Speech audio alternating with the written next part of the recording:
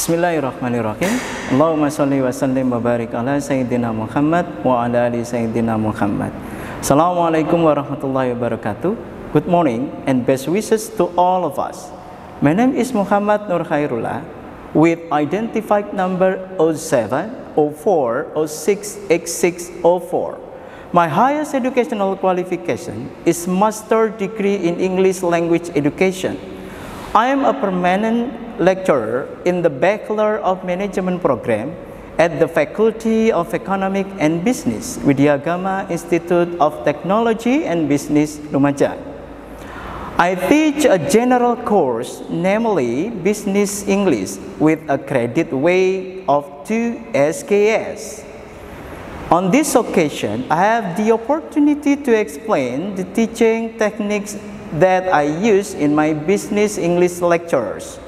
I use DIA, or Delivery, Interaction, Assessment in my learning method. Allow me to present a brief description of the Business English course, the expected outcomes, and the teaching method applied in the English course. The description of the Business English course is as follows. This course provides an understanding and discusses the use of English in the business world through 4 language skills, namely speaking, listening, reading, and writing. It also teaches the basics of reading and understanding text, as well as how to write compositions in English those are tailored to an understanding of the business world. Based on the brief description of the Business English course above, students are expected to have the following competencies or final skills. First, students are able to explain the introduction to recruitment and selection in business, able to explain business terminology, able to analyze the types and parts of business organization, able to classify buyers, sellers, and the market based on criteria, able to analyze brand based on everyday life, able to classify the component of the marketing mix, able to gather information about ticketing, able to analyze marketing strategies, able to select the appropriate type of trading, able to describe e-business, able to conduct a job interview, able to create a resume based on job vacancies. The first method is delivery. In class, I use 2 methods or strategies in delivering the material. The first is direct discussion in front of the class using textbook. The textbook that I use here is titled Speak Better, Business English and Make More Money, first edition by author Amy Gillett. The next references I use is Business English 5th edition by author Andrea B. Gifner. In addition, as supplementary references, I also use the Great Dictionary of the English Language by John Eckel and Hassan Sadili, and also the Longman English Dictionary to support the learning and material I present in class, using case studies as outlined in the RPS. I ask students to form discussion group and share topics one by one to be used as material for presentation in front of class. The next technique is interaction. There are several types of communication channels that I apply in the teaching and learning process of Business English course. This is aimed at increasing the effectiveness of the teaching and learning process in Business English course. First, before starting the class and before diving into the material, I begin by asking simple questions related to the topic I will teach. The purpose is to stimulate or warm up the students and create a two-way learning environment. The second communication channel I use is the utilization of digital media, such as WhatsApp group, Google Meet, and Zoom services. The last technique I use in my teaching in class is assessment. At the beginning of the first face-to-face meeting in the lecture, I always provide an explanation of the lecture contract that has been agreed upon by the lecturer and the students. In the lecture contract, I explain how I will grade students so that they have a clear understanding from the outset and the lecture can run smoothly. The grading scheme that I use for the student includes active participation and attendance in class 25%, project assignment 20%, quiz 5%, homework assignment 5%, midterm exam 20%, and final exam 25%.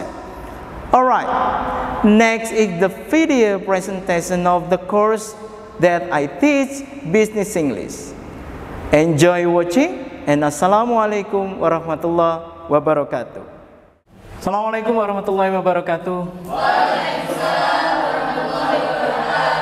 Before our lesson today begins, let's pray together. Start, please. Finish? Thank you. Good afternoon, and how are you today, everybody? I'm great. Okay, very good. Okay, for today, I bring a product, a familiar product maybe for you and for me. Yeah, this product sometime you consume in every day and every night. Yeah. Okay, my product is this. Yeah. Are you familiar with this product? Yeah. Okay. My question is, what the similarity of this product? Apa persamaan dari dua produk ini? Okay, noodle instant, yeah. Okay, but if I ask you about the differentiation between this product, apa perbedaannya? What is the distinguishing of this product? Yang membedakan apa kira-kira? Brandnya. Okay, very good. We look at the color. Look at the packaging. This is a green and this one is yellow. Okay, because our material for today is about bread. Yeah, we have some material for today. Kita mempunyai beberapa materi di sini. The first is definition of brand. The second is story of brand development, and then part of the brand, type of brand, and then brand function and benefits, and then requirement for brand creation, and the last is brand development. Are you ready? Come to the next. Okay, we come to the next. What is the definition of brand? I found the definition of brand from the biggest English dictionary. A brand is a collection of distinct attributes that are communicated through a name or symbol to influence customer perception of a good or service. The key word of this explanation is a name or symbol to influence customer perception. Kata kunci dari penjelasan ini adalah nama dan simbol dari brand itu sendiri untuk mempengaruhi seseorang atau customer pada produk atau service. Ya, okay, this is the definition of brand. Now we come to the definition according to the expert. Ya, berdasarkan Undang-Undang Perdagangan, depend on the law of brand number 20 of 2016, Article 1, Paragraph 1, a trademark is a sign that can be displayed graphically in the form of an image, logo, name, word, letter, number, color arrangement in 2 dimensions or 3 dimension sound hologram, or a combination of 2 or more these elements to distinguish good or service produced by individual or legal entities in the trade of goods and or service. Again, the keyword of this is name and logo. It means that name and logo is very important to make our people, to make another people have know with our product. Ya, jadi kembali lagi bahwa nama dan simbol atau logo merupakan sesuatu yang krusial bagi sebuah produk agar orang itu bisa memahami bahwa produk kita itu memiliki brand yang bisa mempengaruhi persepsi dari customer itu sendiri. Sedangkan definition according to the expert, saya mengambil beberapa pendapat dari beberapa tokoh. The first is Sudargo Gautama, stated in 1997. Ya, oke. I invite you. What does it mean? The definition of brand stated by Sudargo Gautama. Anyone want to try? I want to try, sir. Okay. Mbak Sania, please, you can read this. Sudargo Gautama. A brand is generally defined as a sign that serves to distinguish the goods of one company from those of other companies. Okay. Anyone want to translate into Indonesia? I want to try. Again, okay. You can practice again. Sebuah merek umumnya diartikan sebagai sebuah tanda yang berperan dalam membedakan barang-barang dari suatu perusahaan dengan barang-barang dari other companies atau perusahaan lain. Okay, very good. Berarti di sini adalah sebuah pembeda antara produk yang kita miliki dengan another products from another companies. This is the definition according to the Sudargo Gautama. We can compare. Kita bandingkan dengan pendapat dari another expert. This is RM Suryo Diningrat, 1980. Yeah, the brand is located on the packaging of goods where written or spoken sign are placed to distinguish, untuk membedakan, ya, the product from similar product. Produk yang memiliki kesamaan. We come to the example. The similar of this product is instant noodle, right? Ini sama-sama mie instan. Tapi mana yang membedakan? Okay, from similar product of other companies. Untuk membedakan antara perusahaan yang satu dengan perusahaan yang lain. This is according to RM Suryo Diningrat. Okay, anyone? Come to the next, the history of brand development. Okay, I show you the picture, the simple picture of brand in ancient time. Look at the picture. What happened with the animal?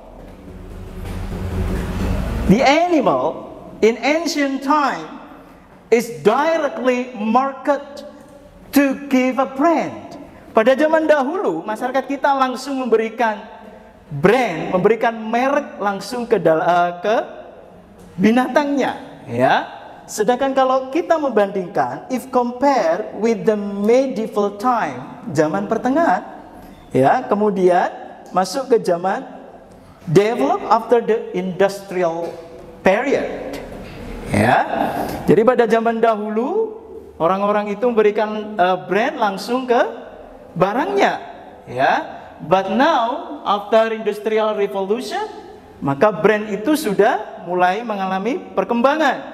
Brand tidak lagi dicap langsung ke dalam produk, tapi sudah menjadi sebuah icon, begitu ya. Okay, now part of the brand, bagian-bagian dari sebuah merek. Ya, we come to this.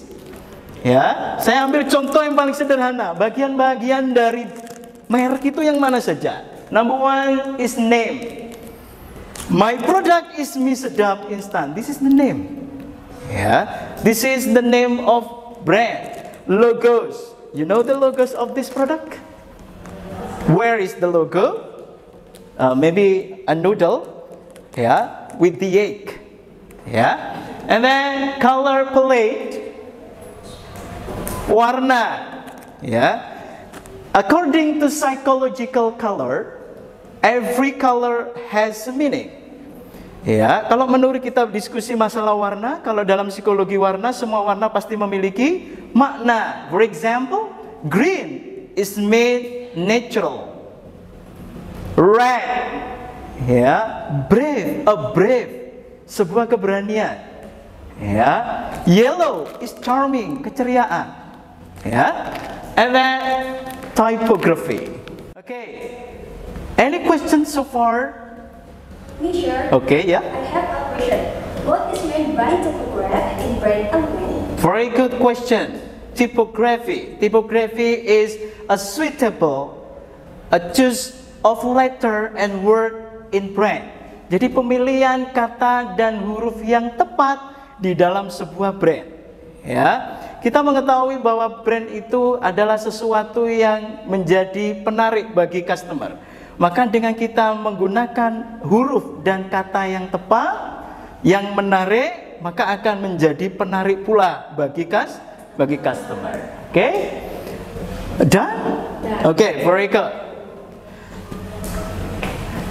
The next is we come to the types of brand. Yeah? We have three types of brand. The first is trademark. The definition of trademark is a mark used on goods traded by a person or several persons jointly or legal entity to distinguish with other similar goods.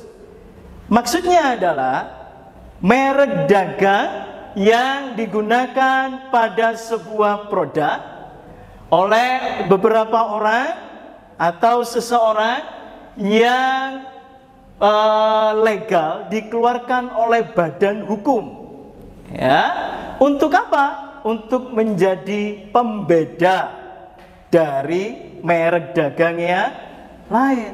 Ya, saya ambil contoh Aqua. Ya, the mineral water.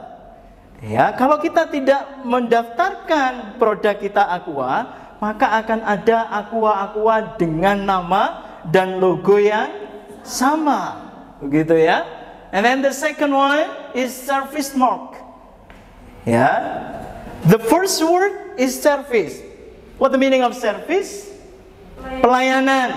Ya, maka di sini penjelasannya adalah service mark are mark used on service traded by a person or several person jointly or legal entities to distinguish with other similar services.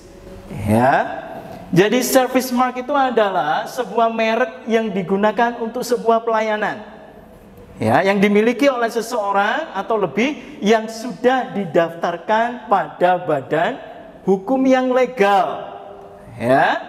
Untuk apa? Untuk menjadi sekali lagi to distinguish, membedakan dengan perusahaan pelayanan yang lain.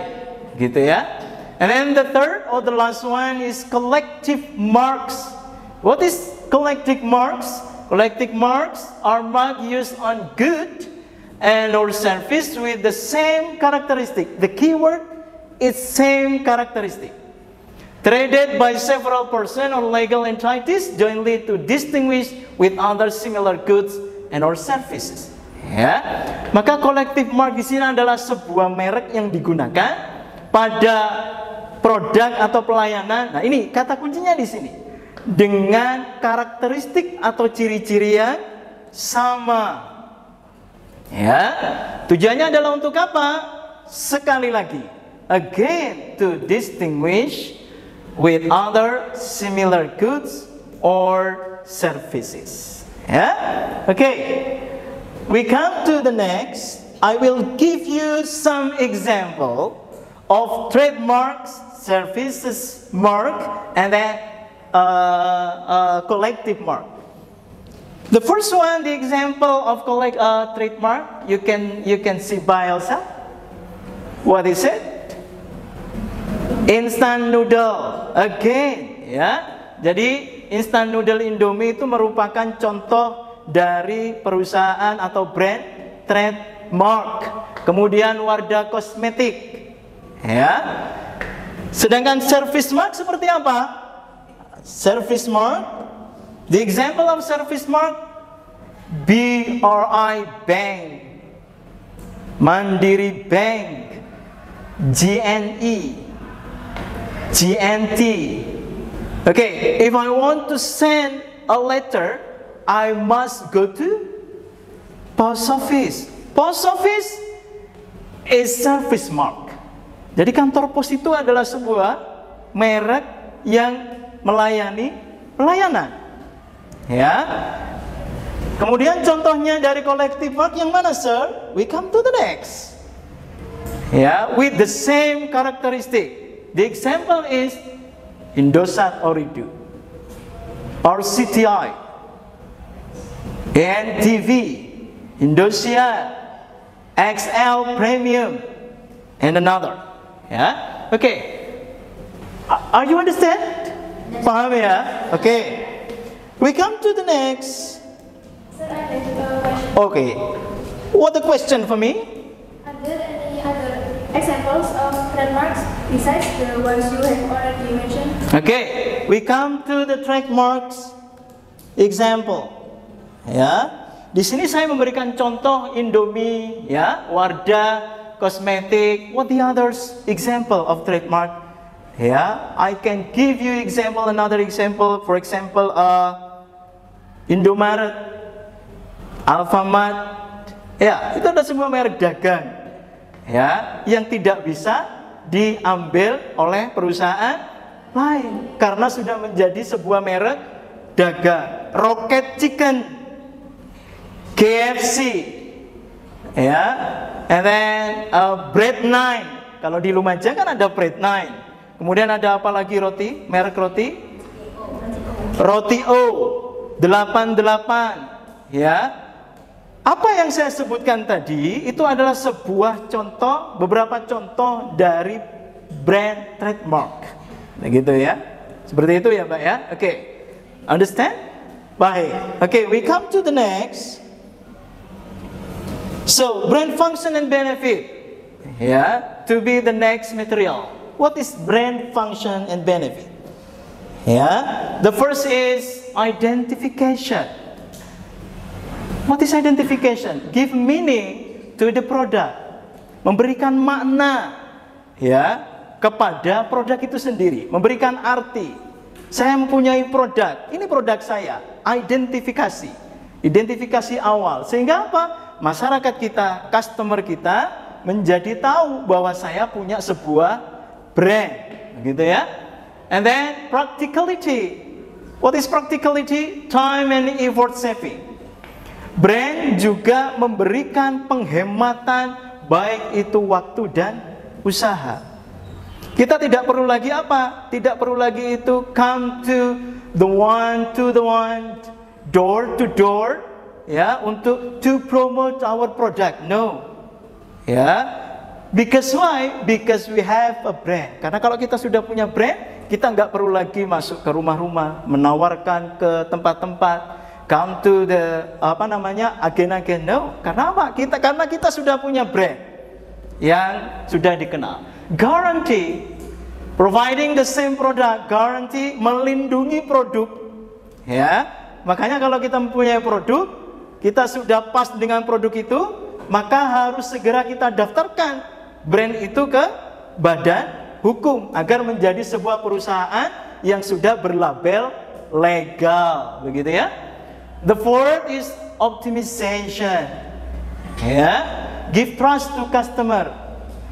Kalau brand itu sudah besar, maka akan muncul trust. What is trust? Kepercayaan dari customer.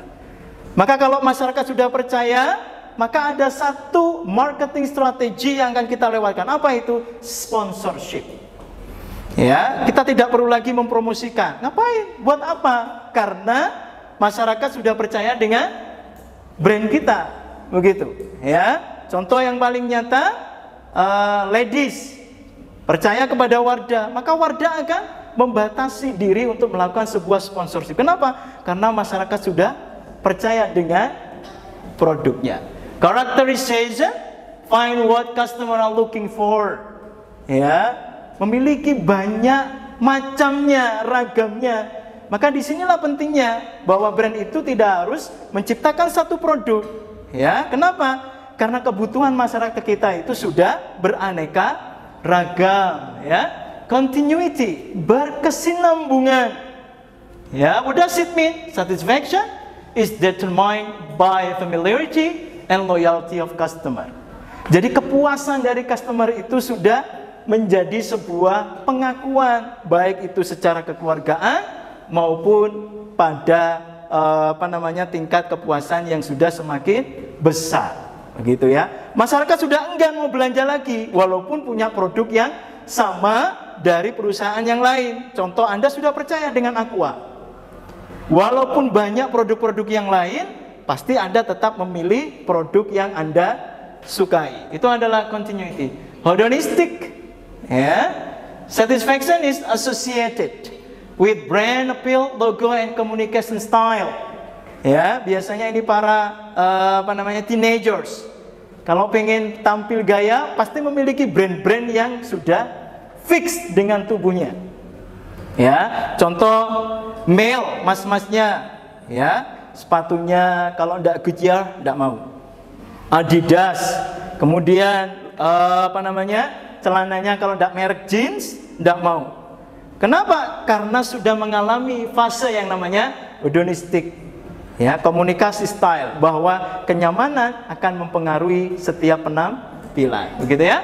Kemudian the last is ethical, the satisfaction of being responsible, ya, bahwa kepuasan itu akan menjadi sebuah tanggung jawab bagi perusahaan untuk apa? Untuk menjaga kepuasan customer. Bagaimana agar produk ini selalu dipakai oleh orang?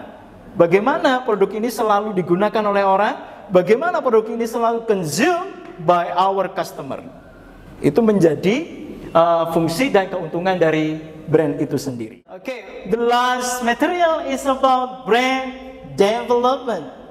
Ya, brand development. We have 6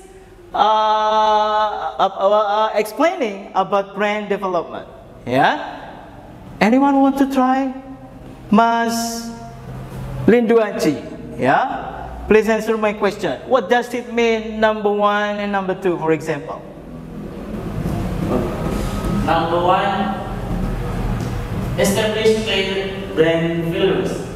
Menetapkan nilai-nilai merek yang jelas. Number 2, build a strong brand identity. Okay. Membangun identitas merek yang kuat. Okay, very good. And then the third is creating a consistent brand message, building strong relationship with customer, and by ensuring brand consistency across all marketing channels. And the last is providing a good customer experience. Okay, thank you very much for your coming, for your attention for today. Yeah, I think for today. Terima kasih atas atensi dan kehadiran Anda masing-masing. We can continue for the next week with another subject, with another material. Be careful on the way. See you. Assalamualaikum warahmatullahi wabarakatuh.